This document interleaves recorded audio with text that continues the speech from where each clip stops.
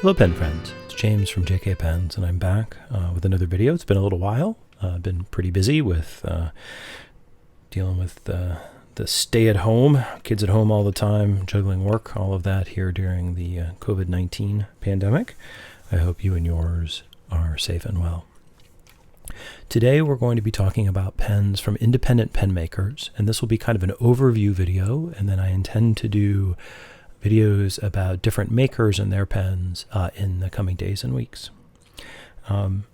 So what do I mean by an independent maker? So what I mean is someone who is making pens themselves and selling pens themselves, often just of them, sometimes with the help of family, etc. So I would contrast that with pens made by major brands such as Visconti or Aurora, or pens made by small manufacturers such as Franklin Christoph. Here we're talking about pens that people are just making, like I said, themselves. So what I want to do is I want to talk through a little bit about the different kinds of pens that you can get and some of the really interesting things about these pens from small makers.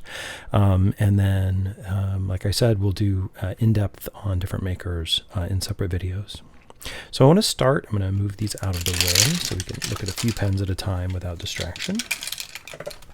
I want to start by talking about the two major kinds of pens that you can get from small makers, actually. This is a more interesting comparison. So the first is what's called a kit pen or kitted pen, and this is where the maker buys an actual pen body, including the section, the inner sleeve of the barrel, and for the cap. And then what they do is they turn this sleeve that goes over the cap and the body typically, and then assemble the pen. But they're generally not making any of the sort of structural parts of the pen or the clip. A bespoke pen is one where the maker has made essentially all of the parts of the pen except the writing components, the nib, feed, nib collar, and converter. So if you contrast these two pens, so I bought this from actually a gift shop at the drive-through tree in Northern California. So this is actually redwood burl that was turned, and someone, I think the name of the company was McClure. I haven't found much information on them. They made this, but I'm suspecting that McClure probably makes a lot of other redwood products, and this is not their main line of business. Kitted pens are often a way that people get in to pen making because it is easier to just turn these sleeves and assemble them to the kit than it is to make everything from scratch and make sure all the threads work and all of that stuff. So this pen is from Ryan Krusak.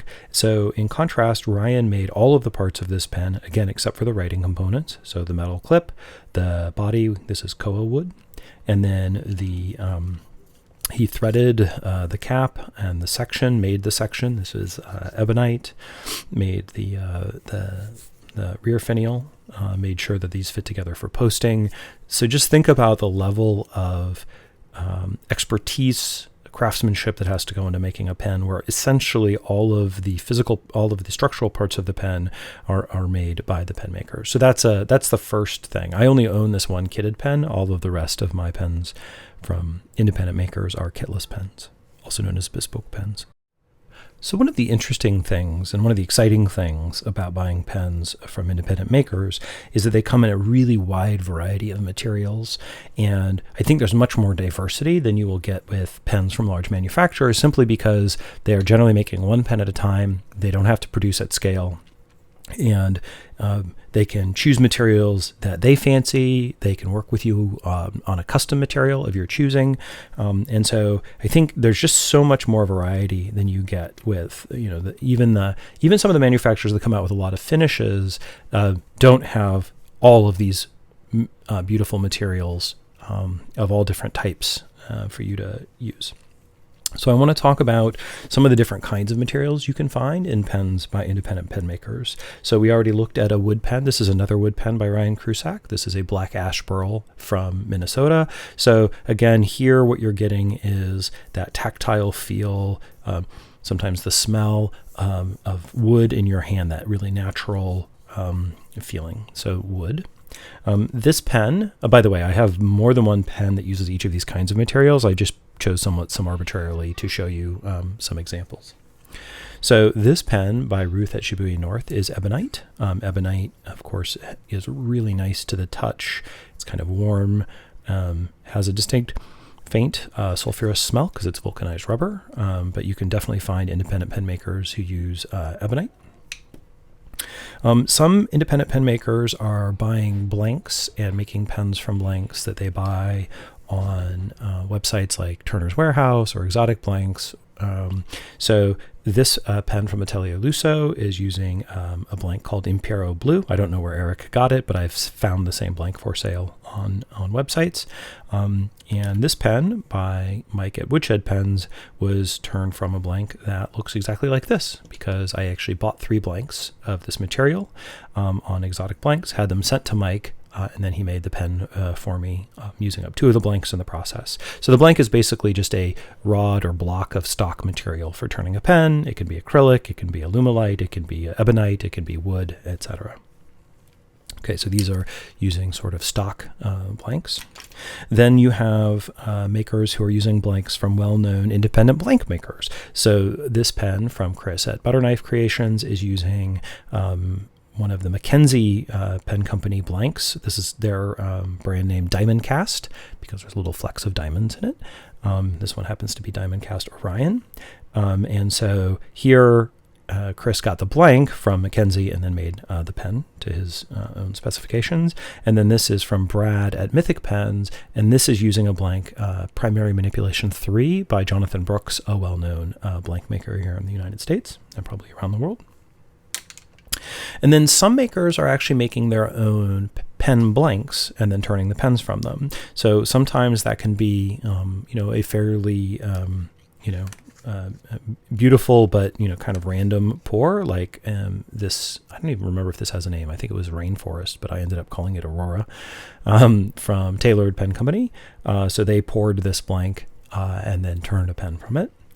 Sometimes you get into fun and different things. So Mike at Woodshed Pen created this. It's the Rainbow Party Pen. This was a set of custom pens that he made some number of and sold as a batch. And here he's cast clear acrylic, but then put in these bits of rainbow colored holographic foil to give it a somewhat different look. And then here we have a pen from Kanilea Pen Company. Kanilea makes Hawaii-inspired pens based off different scenes from nature in Hawaii. So this is one of their well-known pens. This is the Maui Makai.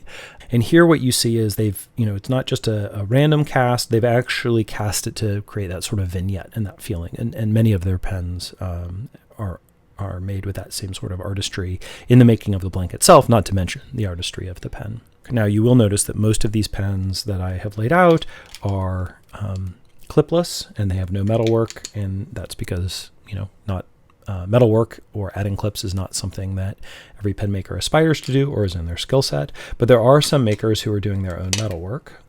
So I thought I would pull out, this is a Carina 158 from Eric at Atelier Lusso. So here he's added rings to the pen, and he has this clip and his distinctive shape with this Damascus style look etched onto it. And he also has a finial, although I believe Eric told me he has someone cast these for him. I think he does the clip work himself, but then he polishes and antiques these and puts them on the pen. And then Greg at Hardy Penwrights does a lot of his own metal work as well. So here is a clip that he has made from probably nickel silver. I don't remember actually what the clip material is. And then he's added this sterling silver cap band, which has started to patina. I should polish it at some point. So again, he's not only making pens, but he's actually doing metal work as well. Okay, so metalwork is another dimension that can be really interesting on these pens, although again, many of the pens are very straightforward, don't have any special features like that. Now, one thing to know about these pens from independent makers is that they almost all will use stock kinds of nibs. So here is the stock, well, actually I should save this one because it's not stock anymore. Here we go, we'll pick on this pen. So this is from Brett at Welltown Craftworks, and this is a stock Yovo medium, so I can get that to focus there, a stock Yovo medium steel nib. And you'll find that most of these pens that I've been showing are using Yovo nibs in different finishes, different colors. Sometimes they actually are etched with the maker's logo. So this is Sean at Newton Pens. He actually has a logo etched or engraved onto his nibs, as does, let's see who else does, Ryan, from Ryan Krusak. So this is a standard Yovo nib, but he's got his logo etched on it for a slightly more personal touch. They're not always Yovo, so Eric used the whopping big number 8 size Bach titanium nib on this pen. And Ruth at Shibui North used a Bach steel nib on this pen. So if you want a pen with a really interesting different nib, you're going to want to get a pen like this and then either buy a customized nib or get your nib ground. Or in some cases, for example, Brad at Mythic Pens has a partnership with Gina at Custom Nib Studio to get a custom grind for your pen. But you're not going to find really weird exotic nibs like this Hammerhead Aurora double broad nib when you're buying a pen from an independent maker, unless again they've partnered with a Nibmeister. On the other hand, the fact that these are all generally number 6, sometimes other sizes, stock nibs means there's a huge amount of interchangeability. So if you don't like the nib or you just want a different writing experience, you can just literally pop the nib off and put it on a different pen. So I don't remember what nib I ordered this pen with from Mike, but I had a Franklin Christoph stub nib that I liked, and so I put it on it. And so you can really play around and mix and match. So I think that's actually one of the things that's kind of interesting about these pens, is you open up a space of experimenting with nibs that you might not get with your Grand Mark type pens. Okay, so we've talked about the materials, we've talked about metalwork, we've talked about the nibs. I think the only other thing I really want to do is I want to just talk about sort of the sort of spirit of these pens and like why I think these are so delightful and such a great thing to have in your collection. And the key thing I'm going to call out there is that these pens, you will communicate with the person, you will interact with the person who made the pen. So I'm sure that the people at Pelikan who worked hard to make this M805 a beautiful pen, I'm sure the people at Aurora who worked hard to make this Natuno a beautiful pen, I'm sure they all put passion into their work. But I will never interact with them. I don't even know who they are. That pen is sold from a manufacturer, often to a distributor, and then to a retailer to me. Every single one of these pens I bought directly from the person who made the pen, sometimes in person, like when I bought this from Eric at the San Francisco Pen Show, sometimes via email or Instagram or a website. But I think that's a really special dimension of these. And then that sometimes leads to relationships, again, where you can get custom pens. So I don't think Mike does custom orders for the most part, but I bought some pens from him. And so I really wanted someone to make a pen out of this blank. And so he agreed to do one. So that's really kind of a special thing. This pen was custom made for me by Ryan Krusak after I met him at a pen show.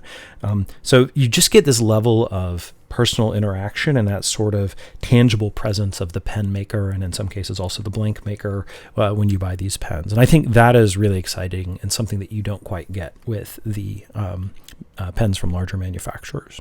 Okay, so that's it. I think that's the intro. What I will do is I will start making videos as I have time on some of the individual makers. I'll tell you a little bit about the maker and show off the pens from them that I have. And I hope you find this video interesting. I hope you find the series interesting, and I hope you are all staying safe and healthy during this difficult time in the world. Take care. Bye.